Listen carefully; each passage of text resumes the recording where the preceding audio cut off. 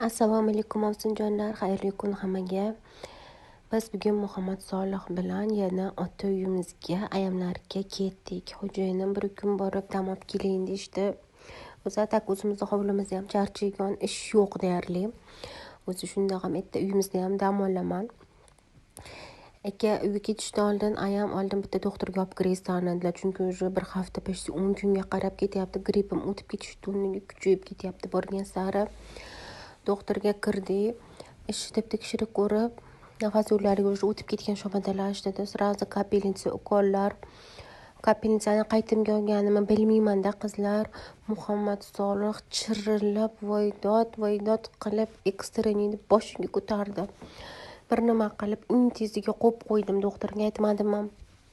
Kapelnitsani olganimdan keyin Muhammad Solihni olgan uyda chiqib tursam, o'zi dadam mani yonimga olib kelib turgan ekanlar. Bechora ko'z yoshlari oqib pishib qolibdi, o'g'lim yig'laverib. Keyin uyga keldik, shunday qilib tog'asini kompyuterida Muhammad Solih multik ko'ryapti, juda ham ta'binozi, injiq, ko'nglini olish juda ham qiyin o'g'limim. Tog'asi bilan ham chiqishib olguncha necha vaqt o'tadi, chiqishmagandan keyin yuraverarlar o'ynab. Ko'nglini olish uchun tog'asi notebookini berdi, yana nimadirlar berdi. Erta ayam shokoladlar berdilar. Ag'baq qildida ishqab ko'ndirib olishdi, eplab olishdi.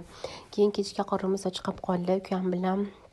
Ukam keyin kotlet bilan kartoshka qilib beraman sizga dedi. Boshlab ketdilar. Meni betimni qo'ymen videoga dedi. Ham bo'p dedim. Lekin qo'yaman qizlar jonlar, ko'rib qo'yinglar ukamni. Menda bitta o'g'il bola uka, ikkita singlim bor. Biz 3 ta qizmiz. Xudo xolasa 4-5 yildan keyin ukamni uylaymiz. Qizlar, tayyor turinglar. Eshitib turgan bo'lsalaring, singillaringmi, jiyanlaringmi bo'lsa, xudo xolasa boshlaymiz. Kelin axtarishda даже hozirdan qarab ko'z ostimizga olib qo'yamizda. O'sha hozir yaxshi qizlar topish qiyin-ku. Chunki meni ukam juda ham bosiq bola. Hali royish balada, xo'p deydi hamma narsaga.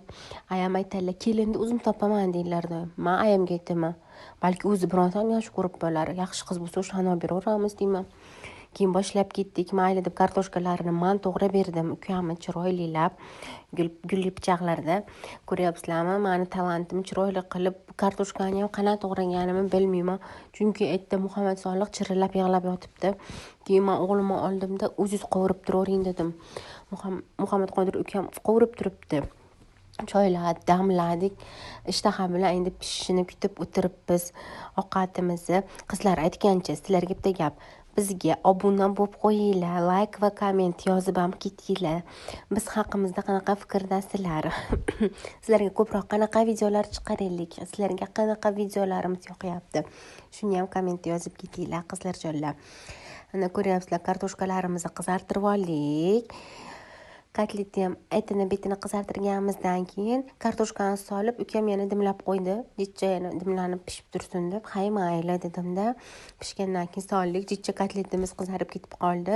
Zato shunchalik pishirdi.